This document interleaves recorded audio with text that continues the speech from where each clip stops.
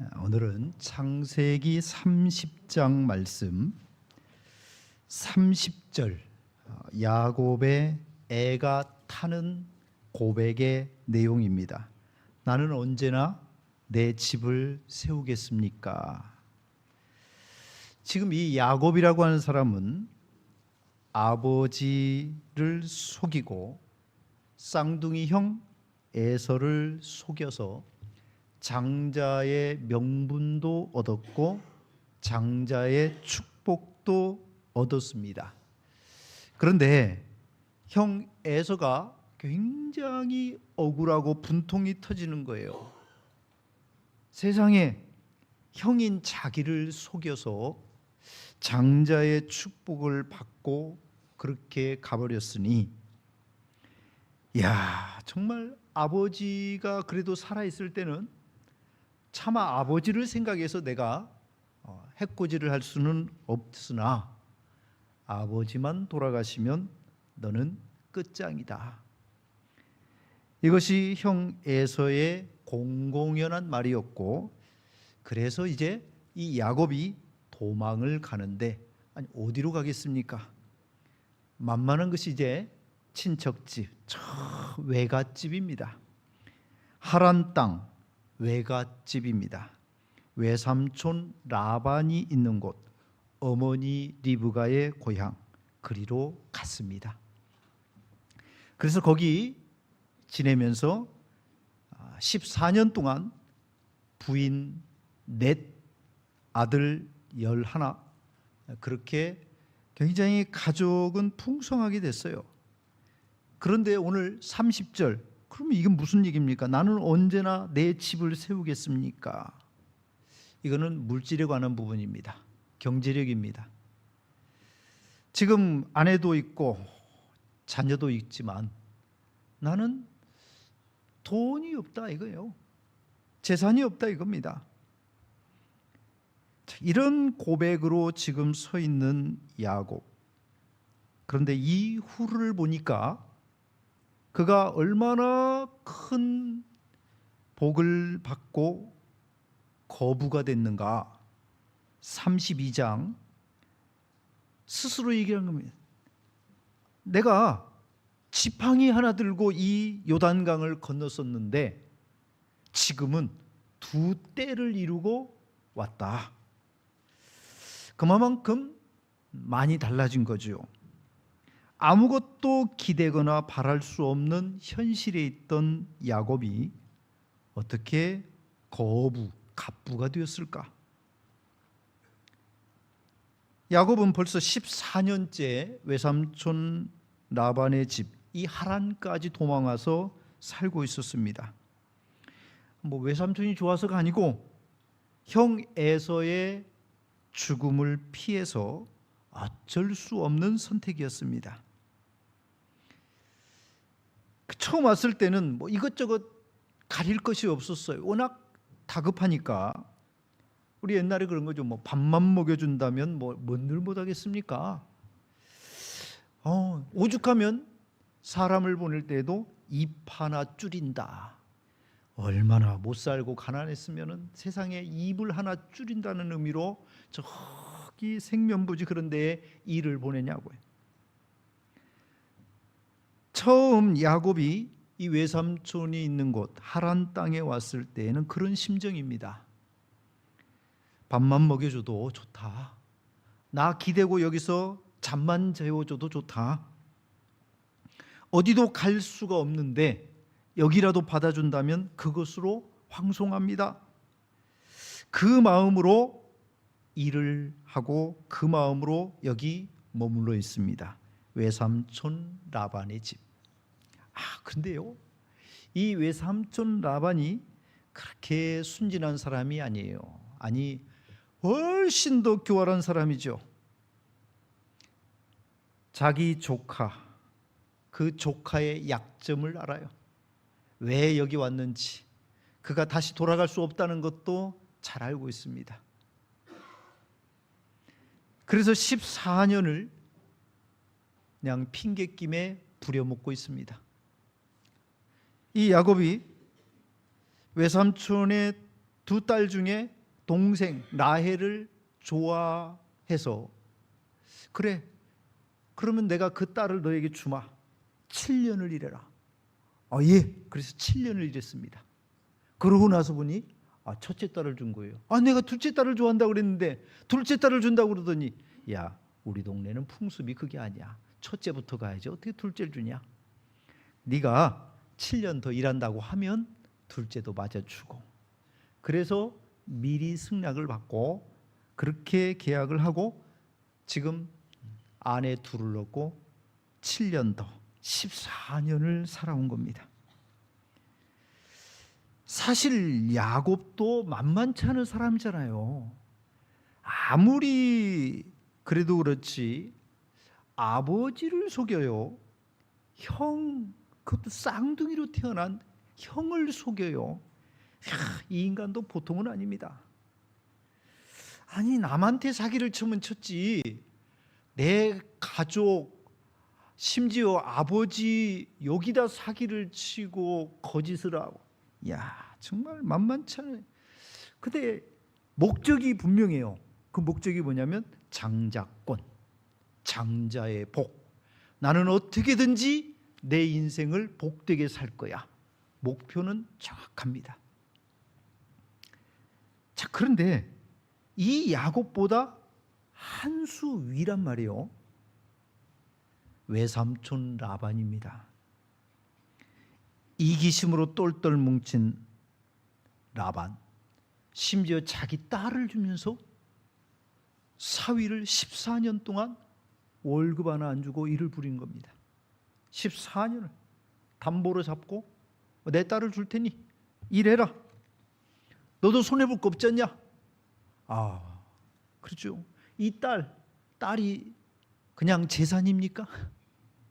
누군가한테 어차피 부를 거 너한테 주고 내가 가까이서 너한테서 내가 다 뽑아 먹겠다. 굉장한 외삼촌이죠. 이런 지금 외삼촌 라반에게 붙잡혀 있습니다.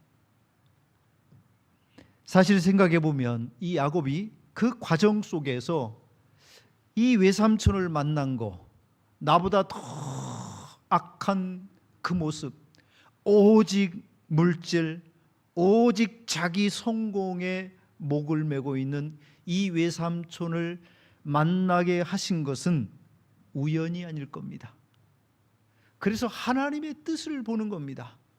외삼촌 라반을 보면서 욕심에 찌들어서 아버지를 속이고 형을 속이던 내 자신을 보게 되는 겁니다. 그래서 그는 참고 14년을 버팁니다. 그런데 14년을 버텼는데도 불구하고 외삼촌은 전혀 변하지 않아요. 아니, 주는 게 없어. 그래서 오늘 폭폭해가지고 30절에 하는 얘기입니다. 30절, 외삼촌. 아니, 내가 오기 전에는 외삼촌의 소유가 적지 않았습니까? 지금은 번성하여 때를 이루게 됐지 않았습니까? 내 발이 이르는 곳마다 여호와께서 외삼촌에게 복을 주셨으니 이 얼마나 엄청난 일이냐. 자, 그러나 나는 언제나 내 집을 세우냐. 이 얘기입니다. 전승에 의하면 이 당시에 목주는 목동들에게 소유의 20%를 주는 것으로 계약을 했다고 합니다. 그런데 천하의 이 외삼촌 라반이 그럴 사람입니까? 그거는 애시당초 꿈도 못 꿀 일이에요. 어디서 죽게 생긴 놈 거둬줬더니 이런 거예요. 다 죽게 생겨가지고 와갖고 그냥 살려만 달라고 하던 놈이 지금에 와가지고 그런 겁니다. 그런 외삼촌에게는 아예 씨알도 안 맥히는 소리예요. 그래서 이 야곱이 되지도 않는 계약 조건을 겁니다. 양떼 중에서 아롱진 것, 점 있는 것, 검은 것을, 염소 중에서는 점 있는 것, 아롱진 것, 거기서는 또 검은 것은 뺐어요. 염소에서는. 이걸 품삯으로 달라. 양과 염소에서 이거 아롱진 것, 점 있는 거 확률적으로 아주 적지요. 그래서 이 야곱이 그렇게 주시오 그랬더니 외삼촌 라반도 이날까지 목축을 하는 사람 아니에요. 오? 야, 그런 조건이면 좋다야. 얼른 하자. 그래가지고 계약을 해버렸습니다. 안 나올 거니까. 그래봐야 몇 마리 안 될 거니까. 그래서 생각하고 계약을 맺고 계약을 하자마자 이 외삼촌 35절에 지금 야곱이 관리하고 있는 그 양과 염소 중에서 아롱진 것, 점 있는 것, 검은 거 싹 빼가지고 자기 아들들 있잖아요. 원 아들들 거기다가 줬어요. 빼가지고. 여기는 없어. 아니 뭐 이런 놈하고 혹시 교배를 해야 어떻게 좀 중간에 그런 게 또 나올 수도 있는데 아예 싹 뺐어요. 그건 뭐예요? 그나마 있던 거에서 희망의 싹스를 자르는 겁니다. 이제까지 있던 거에서도 싹 빼가지고 뭘로나. 대단하죠. 이렇게 계산적으로 생각해 보면 거의 이제 불가능합니다. 이 야곱의 입장에서 이런 계약 조건에서 내가 거부가 된다는 것은 불가능해 보인다 이 말이에요. 자, 그런데 이후 한 6년여 시간 동안에 이 야곱은 오히려 큰 부자가 됩니다. 30장 43절에 보면 그 사람이 매우 번창하였다 그랬고, 심지어 31장 1절에 자, 이 라반의 아들들, 이 야곱하고는 이제 외가 쪽의 사촌이잖아요. 그들이 지금 뭐라고 그러냐면, 아니 야곱이 우리 아버지 걸 다 뺏어가는 것 같아. 우리 아버지 소유를 가지고 그놈이 부자가 됐어. 자기들이 볼 때에 큰 부자가 되고 있단 말이에요. 이게 어떻게 가능할까? 재산 하나 없던 그가 언제나 내 집을 세우리까 이렇게 얘기했던 그 사람이 어떻게 지금의 이 거부가 됐을까? 한마디로 얘기하면 그런 겁니다. 하나님이 그의 복이 되어 주셨기 때문입니다. 하나님이 세우셨고, 하나님이 채우셨고, 하나님이 은혜를 베푸셨고, 하나님이 붙들고 복을 주시니까 이 될 수 없는 상황에서 그가 하나님의 복을 받고 지금 거부가 되어 있는 겁니다. 일반적으로 일확천금이 아니라 성실과 끈기와 근면을 가지고 일하면 일반적인 복을 받습니다. 우리가 이 땅에서 살면서 최선을 다하고 성실하게 살아가고 그러면 일반적인 복을 받는다 이 말이에요. 사실 이 야곱이 오기 전에 이미 외삼촌 라반은 목축업자입니다. 소떼도 있고 양떼도 있고 염소떼도 있고 있어요. 그 외삼촌의 아들들도 딸들도 다 그렇게 일을 하고 있습니다. 근데 이제 야곱이 왔잖아요. 야곱이 오니까 그래? 그냥 놀고 먹게 해줄 수는 없고 너도 그러면 좀 해봐라. 그래서 이제 맡겨봤어요. 이거 잘하는지 못하는지 봐야 될 거 아니에요. 그 맡겨봤더니 잘해. 그럼 보면 알죠. 똑같이 내 아들들하고 딸들하고 100마리씩 맡겼는데 야곱에게도 100마리를 맡겼어요. 그럼 좀 이따 보면 알 거 아니에요. 이게 몇 마리로 늘었는지 줄었는지. 야곱이 하는데 이게 늘어요. 심지어 내 아들들이 하는 것보다 더 잘해요. 그러니까 어떻게 해요? 붙잡아둬야 되니까 뭐래요? 둘째 딸 달라는데 첫째 딸부터 주고 7년 붙잡아두고 또 둘째 딸 비밀로 해가지고 또 7년 붙잡아두고 14년을 붙잡아 두는 거예요. 그잖아요. 일을 잘하니까 그렇게 붙드는 거예요. 어떻게든지 안 보내려고. 그래서 14년을 그렇게 부렸습니다. 아니 어떤 사장이고 오너가 그렇게 일 잘해가지고 아니 이익이 많이 되는데 이 사람을 안 붙잡겠냐 이 말이에요.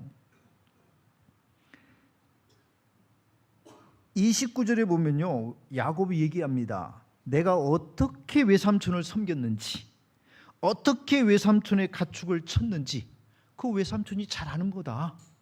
나 그렇게 했다 이겁니다. 심지어 31장 40절에 보면 내가 낮에는 더위와 밤에는 추위를 무릅쓰고 눈 붙일 겨를도 없이 지냈습니다. 자, 이렇게 일을 하니까 가축들이 번성을 해요. 잘 돼요. 아니 직장에서 어떻게 하면 인정받을 수 있습니까? 어떻게 하면 일반적으로 잘 되는 길이 있습니까? 열심히 일하시오. 일찍 출근해서 성실하게 일하고 남들보다 늦게 퇴근하시오. 어떤 사람이고 인정 못 받을 사람이 없을 겁니다. 남들이 꺼려하는 일 열심히 해보시오. 최선을 다하시오. 그러면 인정받지 못할 사람이 없습니다. 어떻게 하면 돈을 벌 수 있겠습니까? 최선을 다하시라. 하나님 앞에서 최선을 다하고 사람들 앞에서도 최선을 다하고 인정받을 수 있도록 열심히 해라. 그리고 성실하게 저축을 해라. 쓸데없는 일에 어리석게 욕심을 부리지 말고 주어진 상황에서 최선을 다해라. 그러면 일반적으로 다 성공할 수 있습니다. 어느 정도까지는. 자, 근데 문제는 뭐냐면 이 세상은 근데도 안 맞는 게 있어요. 근데도 안 맞는 게 있다고요. 목사님, 제가 아는 사람 중에 진짜 열심히 사는 사람이거든요. 근데 그 사람 뭐가 안 돼도 맨날 안 돼가지고 그냥 그렇게 살아요. 있죠, 주변에. 있어요. 그래서 세상은 일반적인 법칙이 있는데 그 일반적인 법칙이 꼭 다 맞는 것은 아닙니다. 쉽게 얘기하면 이런 거예요. 여러분, 고대 사회에는 전쟁의 시즌이 있었어요. 전쟁의 시즌. 뭔 전쟁의 시즌이 있어요. 근데 시즌이 있어요. 그 전쟁의 시즌이 언제냐면 왕들이 군사를 일으키는 때가 있어요. 언제냐? 옆 나라에서 농사 지어갖고 1년에 한 번 그거 싹 추수할 때, 추수해가지고 딱 창고에 넣어놓잖아요. 그거 가져오면 나도 1년 살아. 그래서 이때가 되면 뭐냐면 왕들이 군사를 움직일 때예요.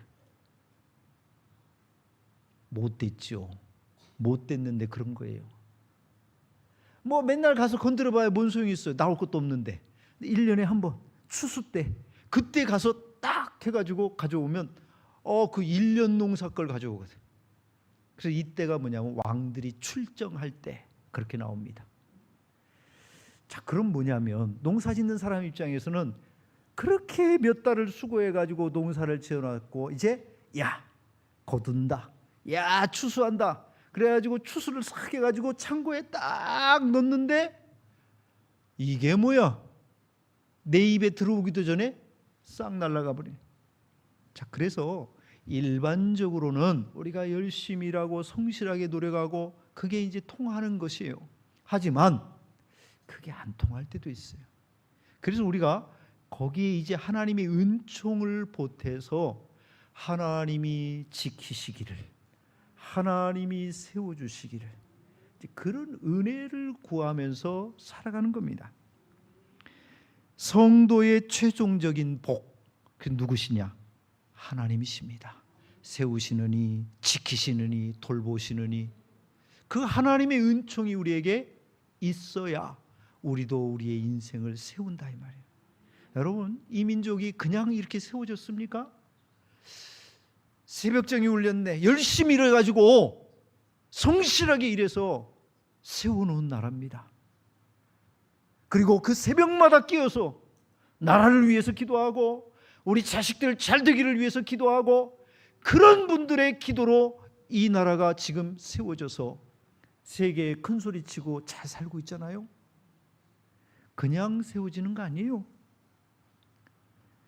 14년 동안 외삼촌의 양을 치면서 섬겼으나 물질적으로는 내 것이라고 할 것이 없어요.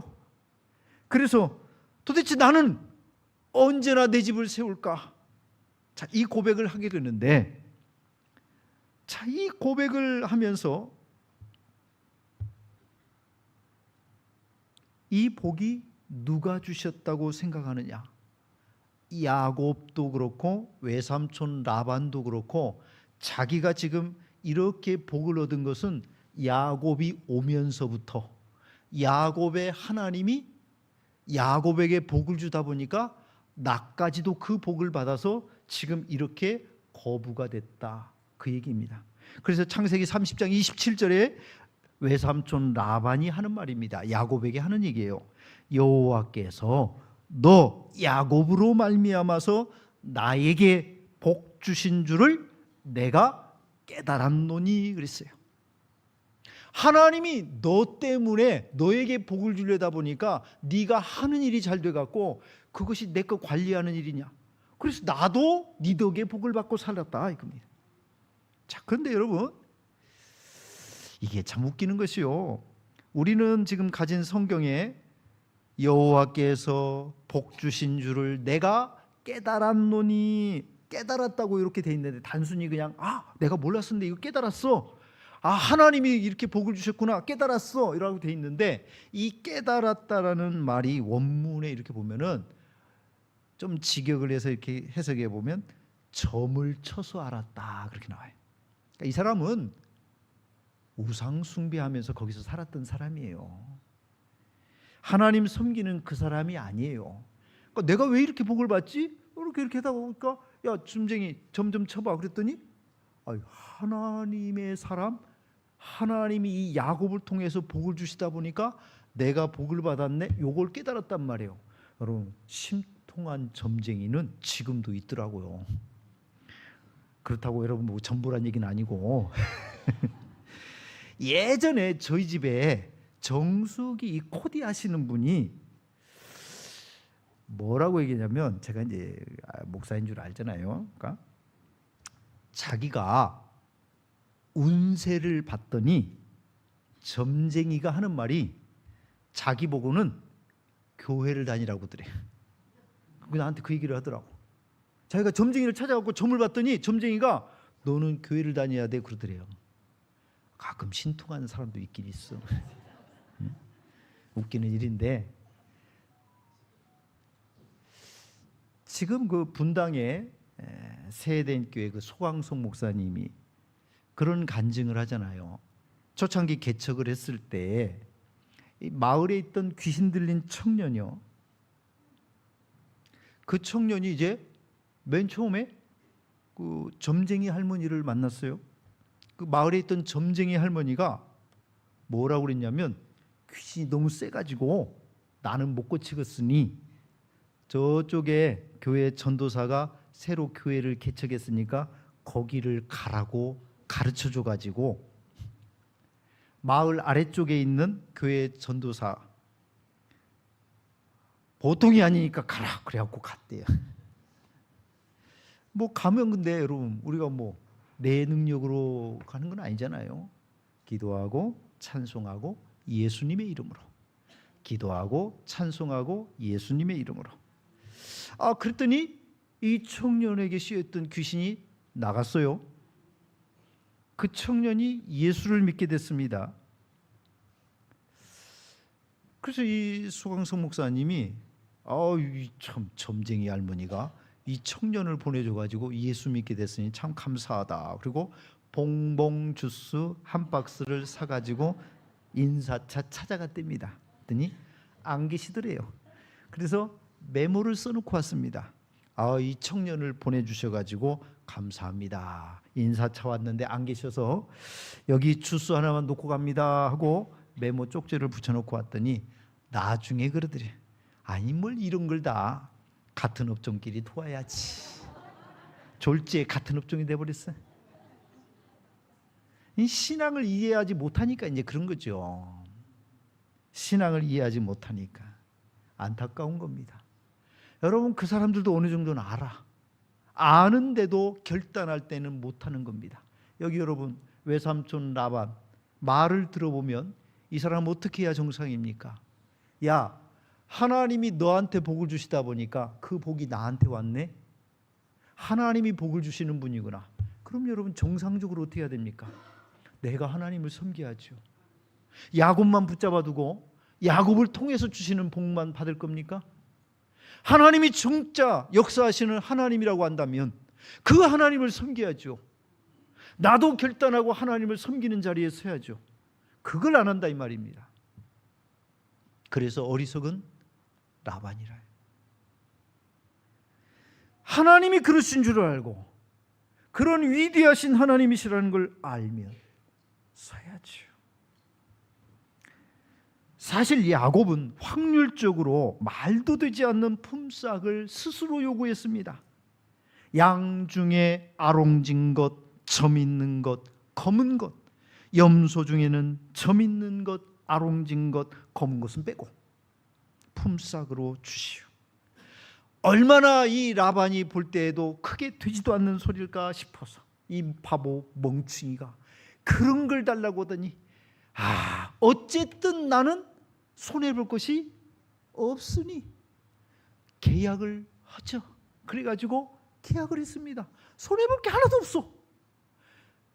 아버지 할아버지 그때부터 계속 목축을 해온 이 라반이 볼 때에 이렇게 태어날 수 있는 확률은 너무나 적은 거라 그거 내가 준다고 해도 나는 절대로 손해가 안 돼요. 이게 그 사람이 생각한 일입니다.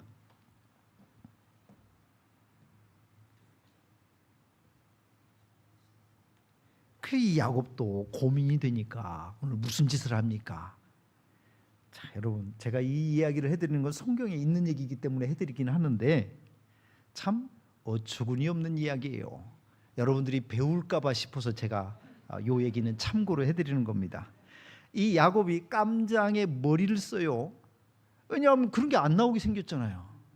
그러니까 그게 나오게 하려고 무슨 짓을 하냐면 버드나무, 살구나무, 신풍나무 요 가지를 꺾어다가 껍질을 벗겨가지고 이게 이제 얼룩얼룩 이런 것을 물 먹으러 오는 거기다가 탁 두고 보게 합니다. 그래서 얘네들이 와서 목마르니까 그걸 먹으면서 이렇게 보고 가서 또 이제 이렇게 하다 보면은 새끼가 나올 거 아니에요. 그래가지고 보면 거기에 점 있는 거, 아롱진 거 이런 것이 나오더라 이거요. 그래서 여러분들도 이제 그런 게 나오게 하려면 어떻게 하는데요? 그럴까봐 지금 얘기한다고. 그럴까봐. 여러분 성경에 보면 예수님이 안 못 보는 사람 앞을 보게 하시는데 흙을 갖다가 침으로 이겨가지고 그 사람 눈에 붙였더니 앞을 보게 됐습니다. 자, 혹시 주변에 이제 시력이 떨어져가지고 앞을 못 보는 사람이 있으면 어떻게 해야 돼요? 옆에 이제 차를 하나 사다가 침 뱉어갖고 자, 그럼 보일까 안 보일까? 그런 짓을 하면 안 된단 말이에요. 여러분 그게 신앙이 아니에요. 성경에 보면 12년 동안 혈루증으로 앓던 한 여인이 예수님 뒤로 와가지고 몰래 예수님 옷자락을 만집니다. 예수님 옷자락이니까 뭔 능력이 있어도 있겠죠? 그렇게 생각하면 베린단 말이에요. 그게 신앙이 아닙니다. 그래서 한때 천주교에서 예수님의 수의, 그 옷, 그 천조각을 굉장히 많이 찾았고 이것이 그것이다. 심지어는 예수님의 이 잔, 제후의 만찬에 썼던 그 잔을 찾는데 혈안이 됐어요.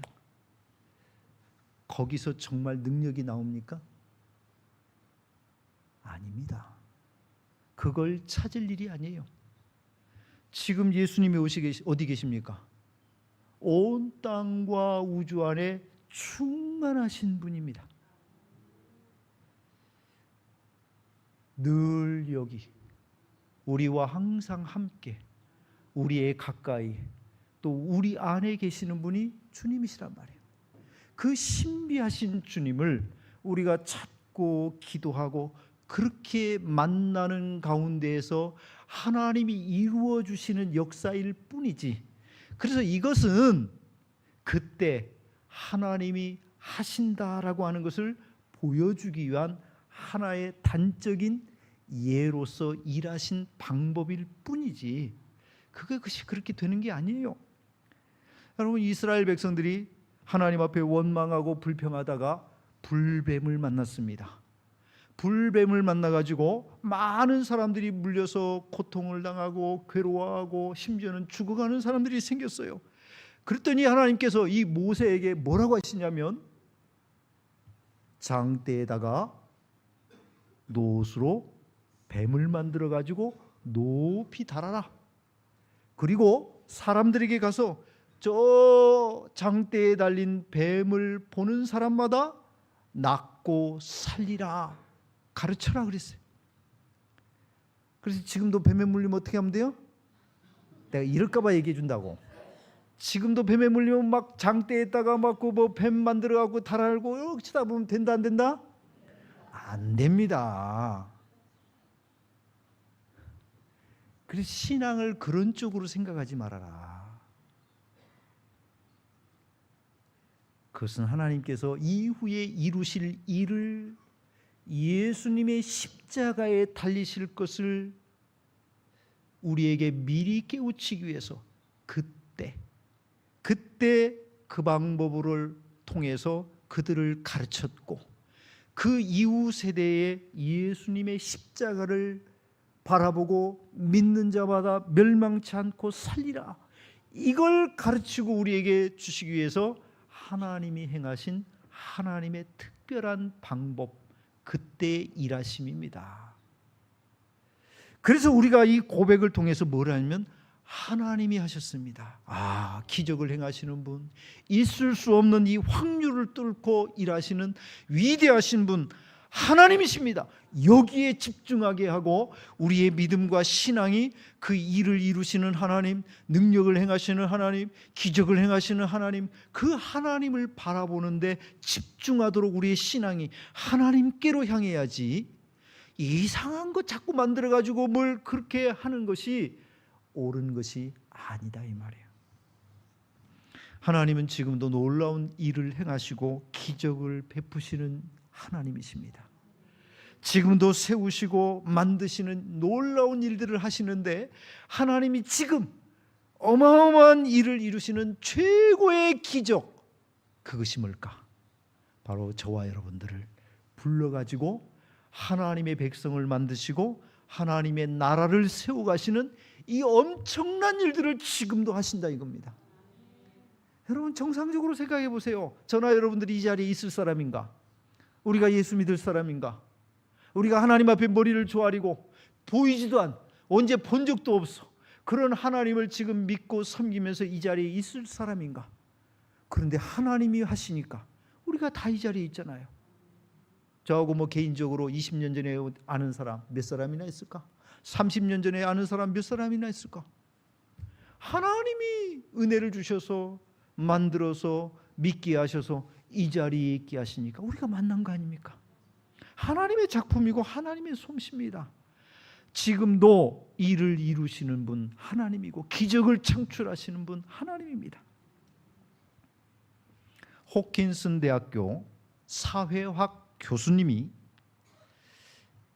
연구를 하면서 학생들을 시켜가지고 미국 최대의 빈민가 뉴욕 빈민가에 가서 조사를 하도록 했습니다. 16살부터 19살 그 빈민굴에서 아편, 폭력, 성적인 유린, 알코올 중독, 그런 아이들 16세부터 19세 그런 가정의 그런 아이들 200명을 조사하도록 했습니다.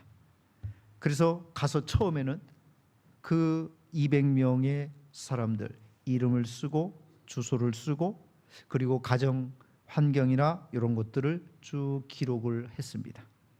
당장에 뭐가 나타나는 건 아니잖아요.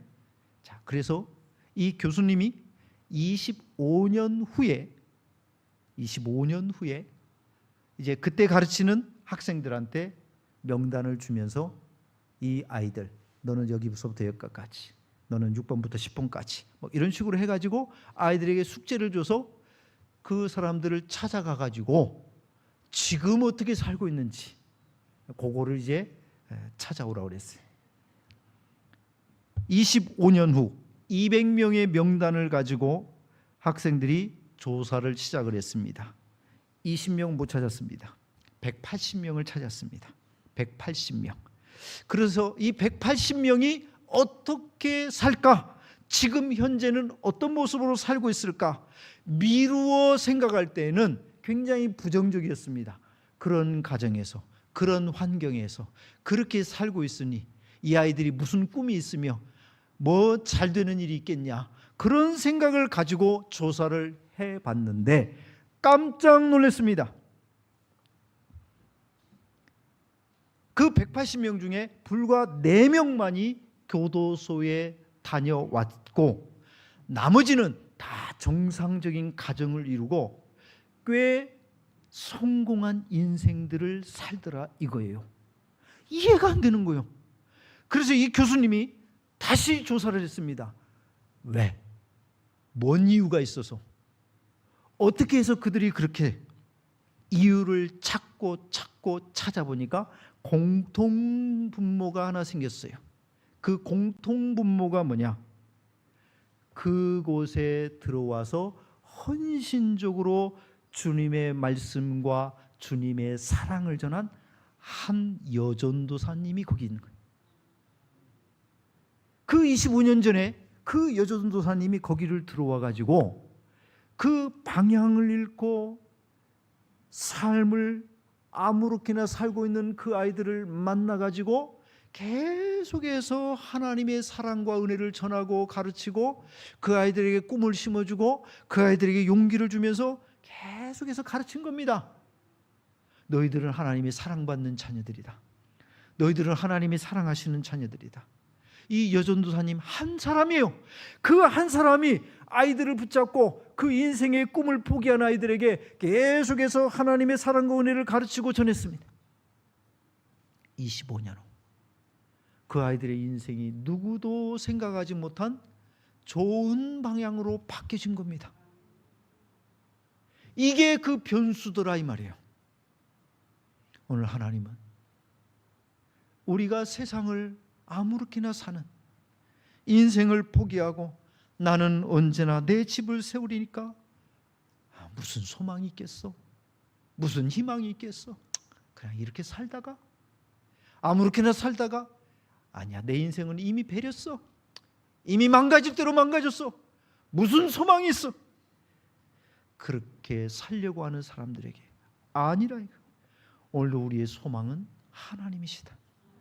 이루실 수 있는 하나님이 계시고 능력을 행하실 수 있는 하나님이 계시다. 야곱이 뭐라고 그럽니까? 내가 오기 전에는 외삼촌의 소유가 적더니 지금은 번성하여 때를 이루었고 내 발이 이르는 곳마다 여호와께서 외삼촌에게 복을 주셨습니다. 그리고 지금의 내 인생 가운데도 누가 복을 주시냐? 하나님이 하신다 이 말. 그래서 야곱이 14년 동안 아무 소유 없이 내 집은 누가 세우냐, 언제 세워지냐 하고 있다가 6년 만에 이 확률도 거의 없는 그 계약을 체결하고 났는데 하나님께서 그에게 이 불가능한 상황 가운데서 놀라운 은혜와 복으로 채워주시더라 이겁니다. 시편 127편 1절 말씀입니다. 여호와께서 집을 세우지 아니하시면 세우는 자의 수고가 헛되며 여호와께서 성을 지키지 아니하시면 파수꾼의 깨어있음이 헛되도다. 오늘 세워주시는 분, 지켜주시는 분, 돌봐주시는 분, 능력을 행해주시는 분, 기적의 역사를 이루시는 하나님이 이 대한민국 정말 허벌판의 땅에서 놀라우신 은혜를 부어주셨습니다. 새벽마다 깨어서 그 추운 때에 목욕 제기하고 하나님 앞에 나와서 그 순수한 마음으로 기도하던 기도의 어머니들, 기도하시던 할머니들, 그분들의 그 작은 기도를 들으시고 역사를 이루시는 하나님이 지금의 이 대한민국이 있게 했고, 지금의 이 한국교회가 있게 했고, 여기까지 하나님의 복으로 채울 수 있도록 할 때, 하나님은 그들의 기도를 듣고 그들의 섬김을 보고 이 불쌍한 민족 위에 놀라운 은혜를 부어주셨습니다. 지금도 일하시는 하나님이요, 지금도 세우시는 하나님이요, 지금도 성취하시는 여호와, 우리 하나님 되심을 오늘도 믿고, 그가 일하실 때에 놀라운 역사가 있음을 믿고 하나님 잘 섬기면서 오늘도 하나님이 나의 복입니다 고백하면서 살아가는 우리 모두가 될 수 있기를 주의 이름으로 축원해 드립니다.